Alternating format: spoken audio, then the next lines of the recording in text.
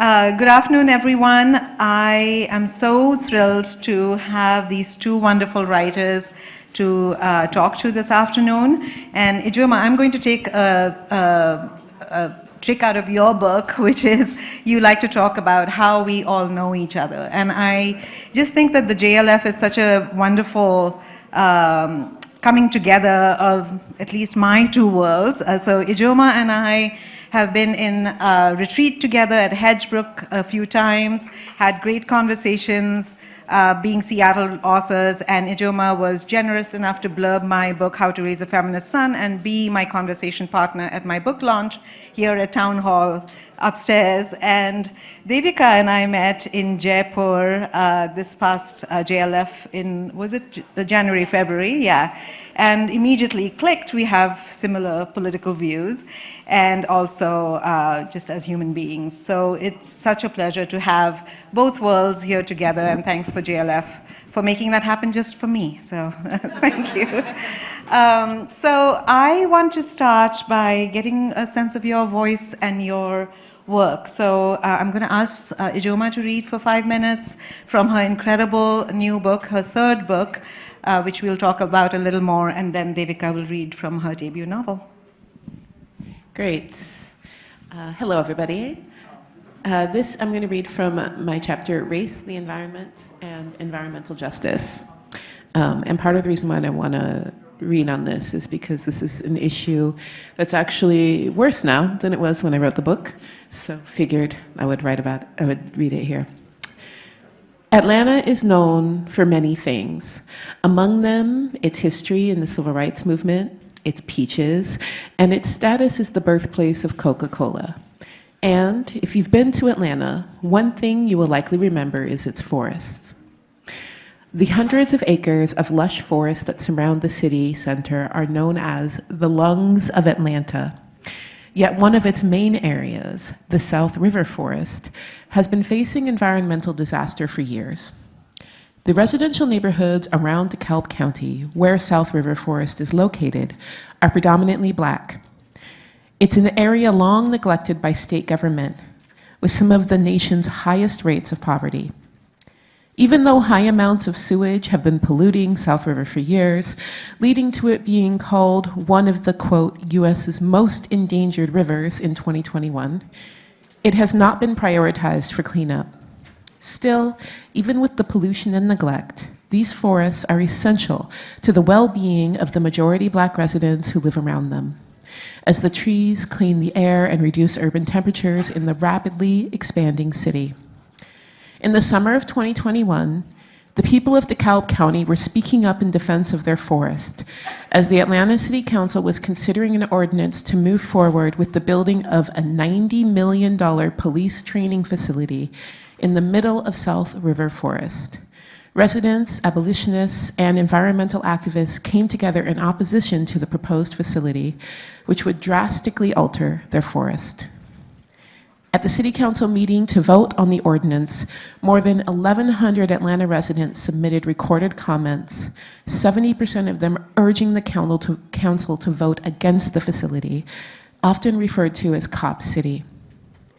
The plans for Cop City will make it the largest police training facility in the United States, raising 85 acres of the vital forest. It will contain a mock city where police can train in tactical assaults on urban neighborhoods, along with shooting ranges and other training spaces. It will bring an increased presence of heavily militarized police to a majority Black area that is already one of the most over-policed in the country. Cop City will have a direct impact on the safety of Black residents throughout the Atlanta area, and it will be placed right in the backyard of those who would be harmed by it the most. It also will directly threaten the health of nearby residents with possible further contamination of the water, and threaten the environment of the region with the destruction of forest canopy. Despite overwhelming opposition to Atlanta residents, by Atlanta residents, the Atlanta City Council voted to approve the ordinance to build Cop City 10-4. Since then, a loose coalition of activists known as Forest Defenders have been camping in South River Forest to try to stop the construction. Yet, despite the risk to the local Black population, despite the risk to the environment, and despite the overwhelming opposition to the project, those fighting the building of Cop City struggled to get much nationwide attention. Journalist David Peisner, who visited the forest defenders, was drawn to one defender in particular. Their name was Manuel Turan, but they were known to the other forest defenders as Tortuguita, which means little turtle in Spanish. Peisner was drawn to Tortuguita because they, quote, were great company, curious, engaging, earnest, educated, self-aware, well-read, and very funny. They loved to talk, to connect, to debate, and did so joyfully and passionately without malice. Tortuguita loved the forest and had been defending it for months at the time Peisner talked with them. They spoke often about the peacefulness of their mission and how vital that peacefulness was. The right kind of resistance is peaceful because that's where we win, Tortuguita told their interviewer. We're not going to beat them at violence. They're very, very good at violence. We're not. We win through nonviolence. That's really the only way we can win. On January 18th, 2023, Georgia state troopers shot and killed Tortuguita during a morning raid of the forest defender encampments. Law enforcement claims that Tortuguita opened fire on the officers unprovoked, shooting a state trooper in the abdomen. They have not yet, months later as I write this, released further evidence supporting that claim. The Atlanta Police Department, who was also on the scene, released their body cam footage of the morning's deadly events. The shooting can be heard, but it's not caught on camera. What is caught on camera is an Atlanta PD officer insinuating that the state trooper may have been shot by one of their own fellow officers. Man, you fucked your own officer up, he asks. Then he walks up to two other officers and asks, they shoot their own man? This alone is not nearly enough to have a clear picture of what happened that morning, and little more has been made public by authorities. What we do know is that Tortuguita, only 26 years old, and referred to by those who knew them as kind and gentle, was shot at least 13 times by officers. And we know that since the killing of Tortuguita, officers have ramped up their raids on the forest defender encampments, calling the forest defenders terrorists and often charging them as such. Thank you. Thank you, Ijeoma. That is really chilling and grim, and we will get into talking more about those things. Devika? I'm going to read a small section from the novel where two brothers, Naren and Rohit, are having a conversation. And very briefly, Naren is someone who grew up in India and then came to the US, studied at Wharton, was on Wall Street for many years, and has finally got embittered and come back to India after a decade. And he's very energized by the fact that the Bharat Party has come to power in a year that's reminiscent of 2014. And they have an inspiring economic mandate for someone like him. And Rohit is his younger brother by 8 years, who's never left the country and sort of looks up to Naren and is eager to know what happened in America. So that's the context. After dinner, once their parents retire, Naren takes Rohit up to the drink for a balcony, and the talk turns to their school days at St. Stanislaus. The climate was so different back then, Naren recalls. The markets had liberalized, but the jobs hadn't kicked in. And if you were the class topper, everyone believed it was your destiny to go west. England, sure, but England was cold and hungover and racist. America was the new world. All of the promise, none of the baggage, or at least baggage that didn't have to do with us. When I got the job at Goldman Sachs, I thought, this is it. I remember, Rohit said, refilling his cognac. You were ready for the grind. You called I on your first night in New York and you said, this is my karma bhumi. I did, Naren said, smiling at this youthful grandiosity. I was in the right circles. I was working 90 hours a week. At the end of my first year in banking, I was the top-ranking analyst. But by then, I wanted into consulting. Banks pay more at the start, but I had the long view in mind, and I wanted to make partner. So what happens, Rohit asks. You never tell the whole story. Why did you leave New York? Naren sips his cognac. Whenever he and Rohit talk about America, the unspeakable in his story takes the form of political views or social commentary. At first, he wrote this off to stoicism. Then there was the fear of losing Rohit's adulation, though by now it is clear that no rejection will follow. While his parents can't comprehend the seismic shift that these past years have meant for him, it is Rohit who, sensing his pain, was kind enough to say, "You're home now." What happened? He asks. Wall Street crashed is what happened. I was 3 months into my new job at KMC. The consultancies weren't hit as badly as the banks, but the recession touched everyone and insecurities were running high. When I aced my appraisal, there was the usual jealousy, but there was also surprise. People expect the hard-working, nerdy Indian to nail a spreadsheet, but to ace it at consulting in a downturn? Rohit's listening is louder than anything he might say. Naren goes on. That was when Kathy noticed me. She was a few years my senior and started taking me on her pitches. The economy was in shambles. Most projects involved restructuring companies and letting people off. It was an emotional time. She made the first move. I was flattered, you understand. In less than a quarter, I was pretty much staying in her apartment, though it was still hush-hush at the office. But things get around, and when they did, there was a recoil. My friend Eric said to my face, and what was stunning was how innocent his expression was. He said, I don't get it. You have everyone under this spell. I actually felt sorry for him. We were classmates in Wharton, and I had reached out to him before applying to KMC. He had always been a sport about my grades in school, though maybe there was some assumption that social success was his domain. One time, a senior partner called me a clever little Indian, and it wasn't a compliment. When I learned it was Eric's phrase, I was too proud to confront him. But then I started to think, is there something twisted about me? What did Kathy think? Rohit asks indignantly. When we broke up, she never gave me a reason, Naren says.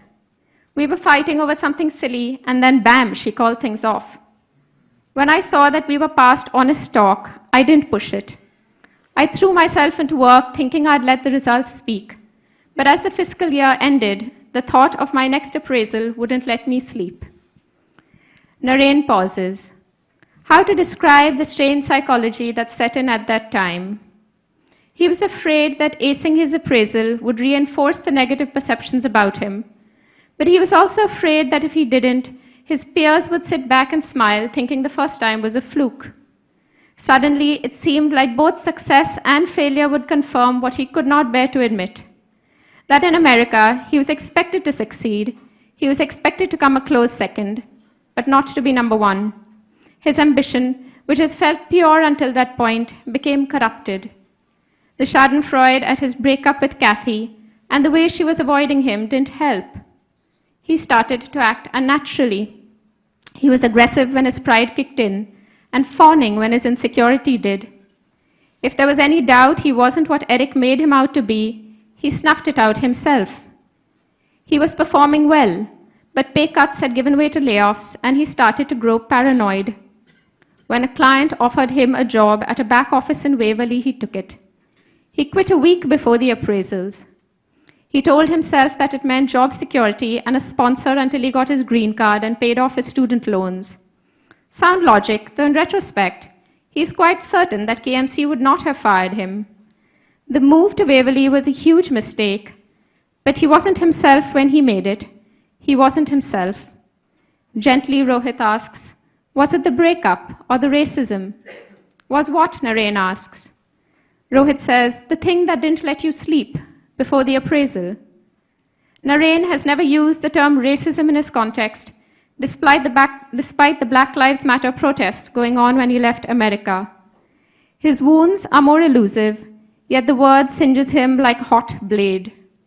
Rohit's lack of subtlety reveals his innocence, and Naren becomes aware of his own need to cauterize his pain, taking on the guise of educating his little brother, whatever the cost.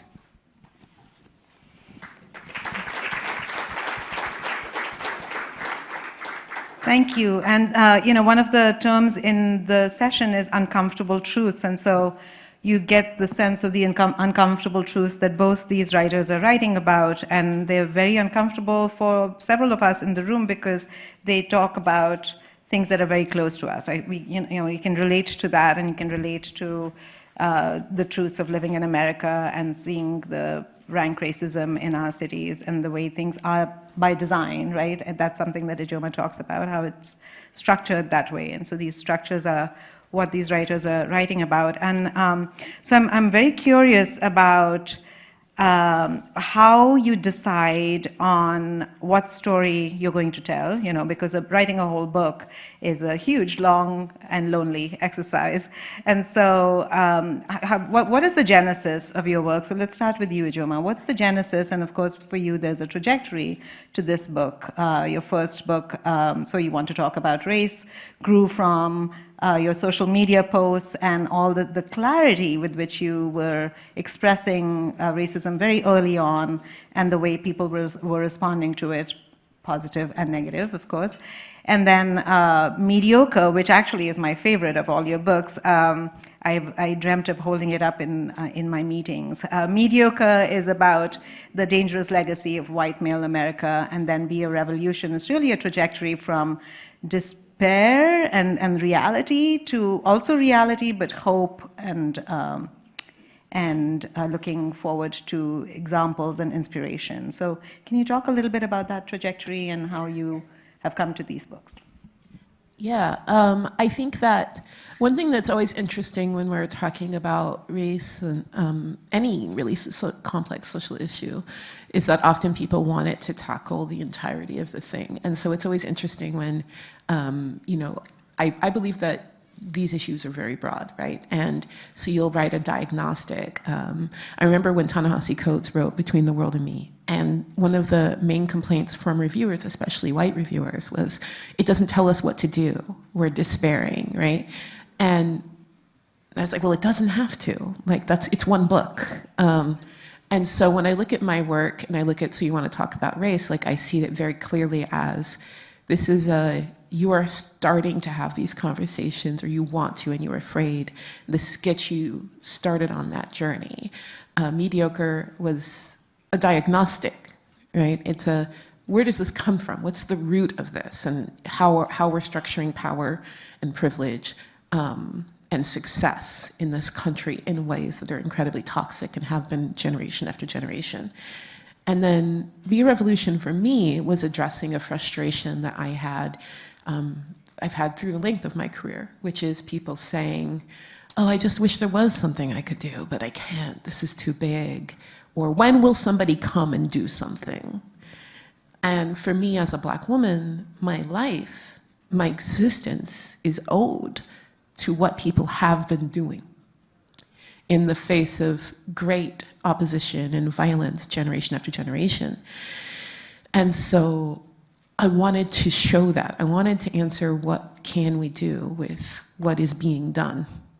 And that meant spending time with people doing the work, whether they're here with us or not, as Torchiquita is no longer. And to show what love people have for community and how they're pouring it into community in the ways in which they resist this sort of oppression. And so, yeah, ended up with a big old book about it. And really this was driven first and foremost by the conversations I had. There was a lot of research to help figure out which conversations I wanted to have. But then the structure of the book really came forth. I realized I couldn't write it till I was done with all of the conversations. Because you learn so much from every person, and the work that everyone does is so broad. And so this book is primarily interview-based. And then I kind of grouped people loosely along the ideas, I think, that drive their work.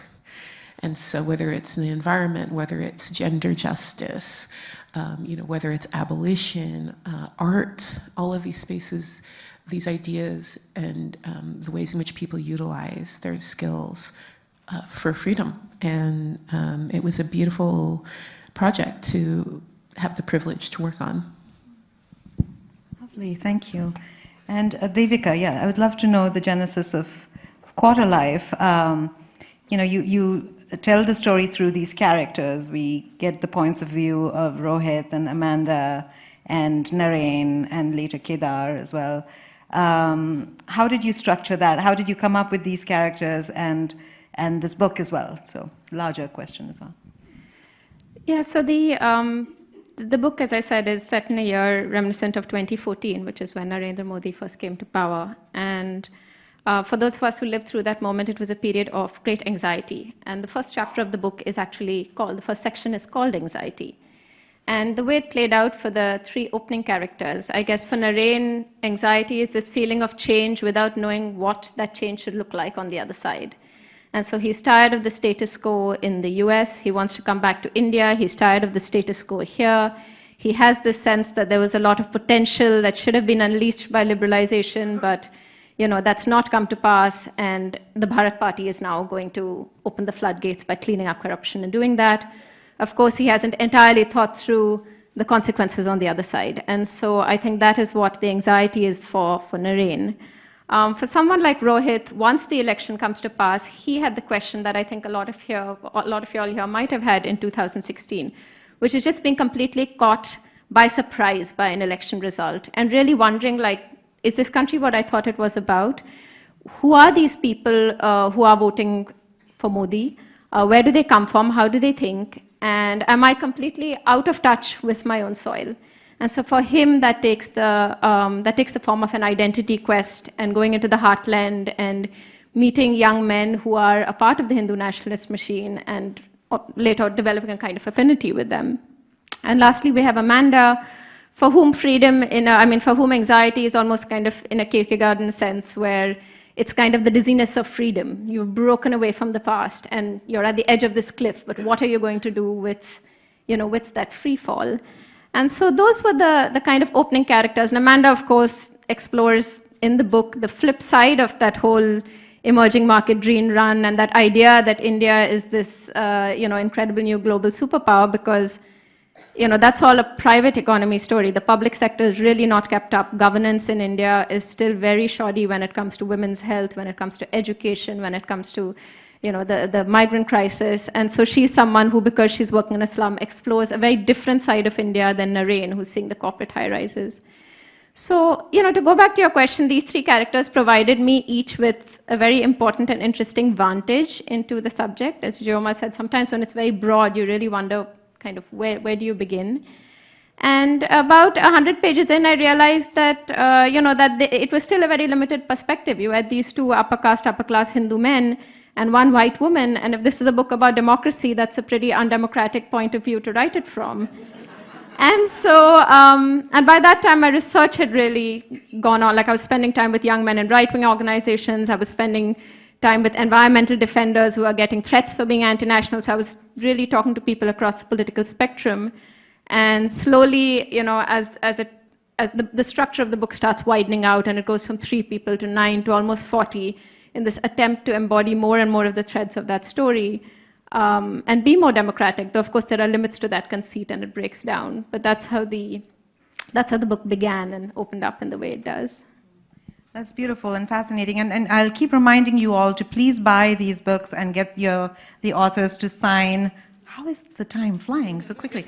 Get them to sign the books, because these are writers who are taking risks with writing the kind of work they do. So just to stay with that idea of risk, I'll start with you, Devika, since we are talking about the things that you're talking about. You live in India, and you live in this sort of a rising conservatism in India. I feel it every time I go back in the conversations, and I think about writers who are there, journalists who are there, you take great risks in writing about the things that you do. And even, as we speak to audiences, we look at each other and we say, what kind of audience is this? Is this going to be conservative? Is this a risk to get up on stage and talk about these things, right? We've had examples under the current rule with people, writers being thrown into jail, worse things like Gauri Lankesh being murdered. What do you think of as both personal and professional in the terms of being a writer in India? What kind of risks do you think about risk? Well, when I was writing the book, I can be a little foolhardy, but my mother thought a lot about risk, and so, every month she would just be like, "Are you sure you want to do this?" And she would want to see drafts and see if I'm saying anything to, things that might get us into trouble. And there's my brother he's never had to worry about this side of the Modi government because he has a little factory that's done very well. The GST has served him. Like, he's somebody who's thrived under that regime. And so for him, it becomes a problem only when your sister is a writer who's writing about it. So, so he was like, well, what did they send the income tax guys after me? I was like, now you're worried, but you were voting for this government for the last 3 years. And so, but the truth is, Sonora, if you're writing fiction and you're writing in English, you're relatively safe. The book, the book did, I think Amitabh said it this morning, like in forums like this, this is not really where the battle is. Like, we might talk about it, sensitize ourselves and each other, but the people who really carry that risk are the ones you talked about. People like Gauri Lankesh, people like Kalburgi, like Dabholkar, like Sandeep Kothari. I mean, the names of the number of journalists that were lynched for their views and for writing in languages that are not English. These are usually writing, in Hindi and Marathi. Just in the state and the neighboring state in which this book was written is numerous. And in the years after that, the number of arrests of activists was numerous, the BK16, as we all know. And so, my concern is, I don't know, less for myself and more for what is happening in spaces like that. The book, for example, even in the case of Quarterlife's own life, we have not found a regional language publisher. There was no Hindi or Marathi publisher who was willing to touch this book. A Marathi publisher came on and shopped it out to translators. The translators got back saying it's too politically sensitive. One of them came on board and left midway through the project, and finally the deal fell through. And so we are bringing out an Italian and German translation of the book before a Marathi one or a Hindi one. And so these things are happening, and how do you contend with it? Akar Patel has a lovely line. He says, if there is a space, use it.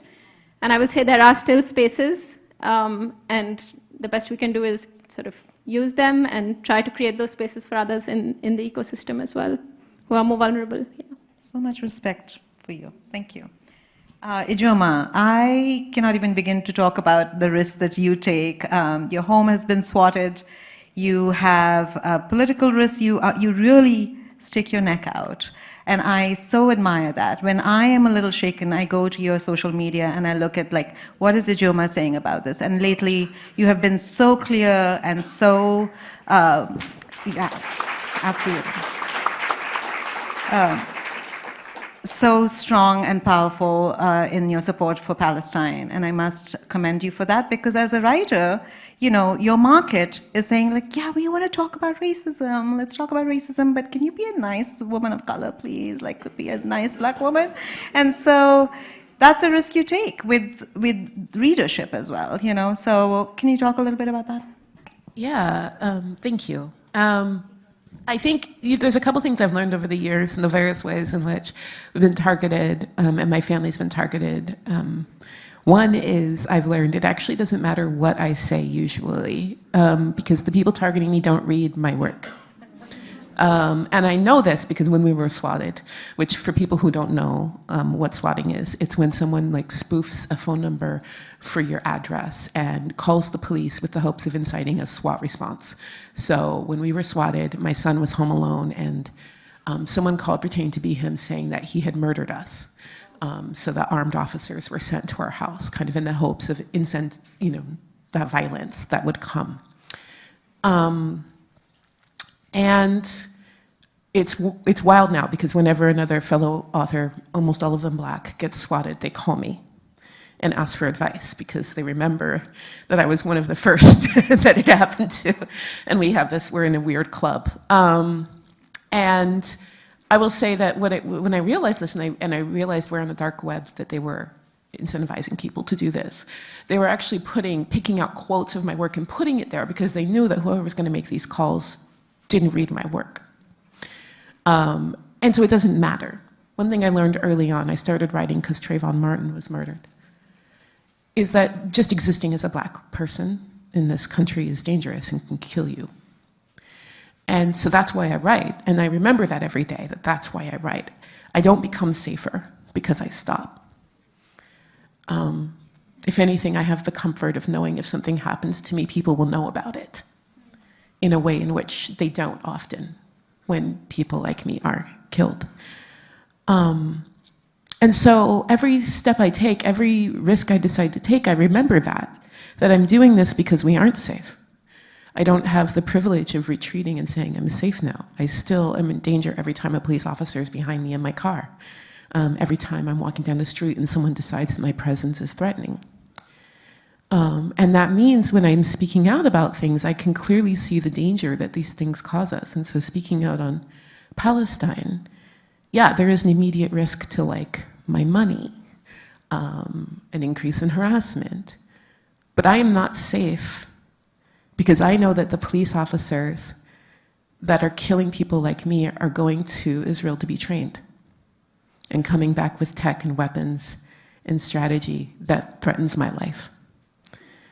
And so I fight because I'm in danger no matter what. I might as well go down fighting. And I will say that in some way it makes me feel safer because every time I take a risk and I see who's not willing to come with me, I know who was a threat to my safety when times get tough. And every time I see who is willing to take that step with me, I know who will be there with me. And my community is much smaller every step, but it's much safer every step. And I'll say for anyone who's afraid of taking those steps, my therapist always tells me, you have to give people the chance to surprise you. You have to give people the chance to grow and learn. And when you take a brave step and you remain standing, you give other people permission to do the same. And that's why I take my steps, because I saw other people do the same. And that's how we move forward together.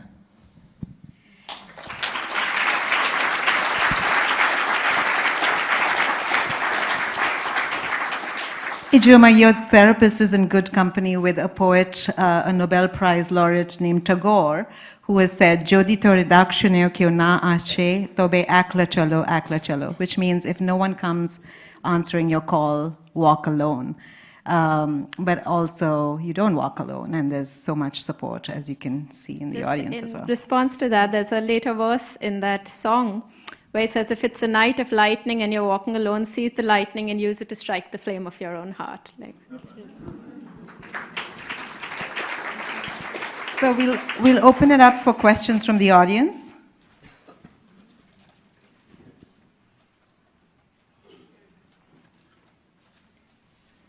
There's a microphone there.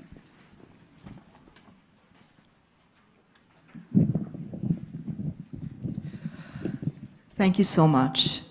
More than anything else, thank you so much from the bottom of my heart, both of you, for sharing this. A small story I would like to share, and this relates back to what we are talking about in terms of the courage to go on. And sometimes it takes a different form. When India was hit with the Delta wave of COVID and we lost so many, many people, I lost 7 members of my extended family in a single month. At that time, there was an informal group of us working to set up a volunteer group saying, oh, you know, we need a hospital here, we need an oxygen cylinder here, so on and so forth. Because there were a lot of Muslim girls volunteering for this informal helpline that we had set up, and the regime did not want to bring that to light in any kind of way.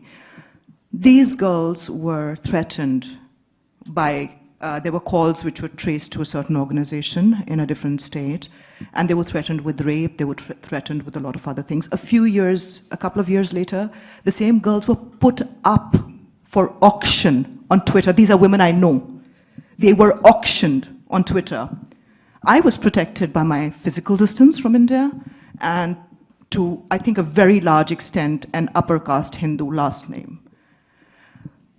So, for those of us who carry certain protections, right, so the protection of a certain amount of privilege, there is a lot more carrying that we can do. There is a lot more stepping up that we can do. And I would ask you, what has been your experience when you reach out to these sisters and say, do your bit, you can do a little more, you can stretch a little more, please do this? I think it's a mix. At first, there's a lot of disappointment, because I think that a lot of times people will if you allow people to just get credit for being in your presence, or being like, yeah, you go, girl, and then they're like, I did something. And then when you say, no, I really need you to do something, and it might risk some uncomfortable conversations, or you're standing in society, or maybe even your job, then people don't want to take that risk. Sometimes people just don't even want slight discomfort. And that's always heartbreaking and disappointing to find out. And then there are people who suddenly realize they can stand it. And I think that's the thing about privilege, right? Is your privilege is coddled. If we look at discussions right now on race in America, and we look at states that are trying to banning, making people uncomfortable with the notion of race, right? We have whole states where it's illegal to teach children how our systems work because it might make them feel uncomfortable. Like in Florida, that's written into the law that you can't make people feel bad or uncomfortable. That level of privilege makes people feel like they can't survive truth, discomfort, a little hardship. And so there is something very freeing about taking a small step and realizing you survived it. And so I say that sometimes, for me, my job, right, as a writer, is often reminding people they can do this, that you can survive this and more. And when they find that out, it's so freeing to be like, wait, the worst thing happened and I'm here. Let me go a little further. But it's of course always sad when I find people who aren't willing to do that. But people who lead by example and show that you can survive it, I think always lead to more people doing it.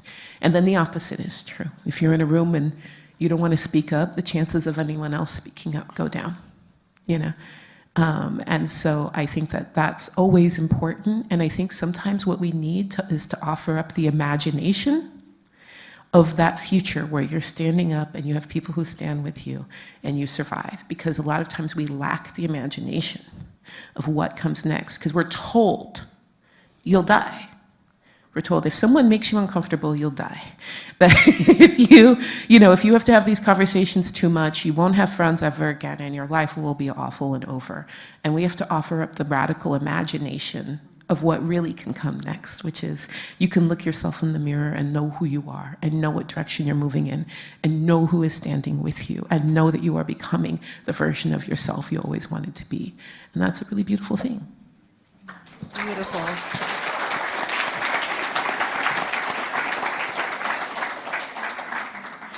Just want to say we are out of time for this session. It really just flew by.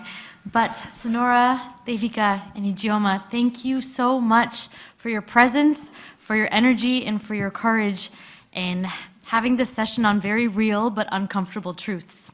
Thank you so much.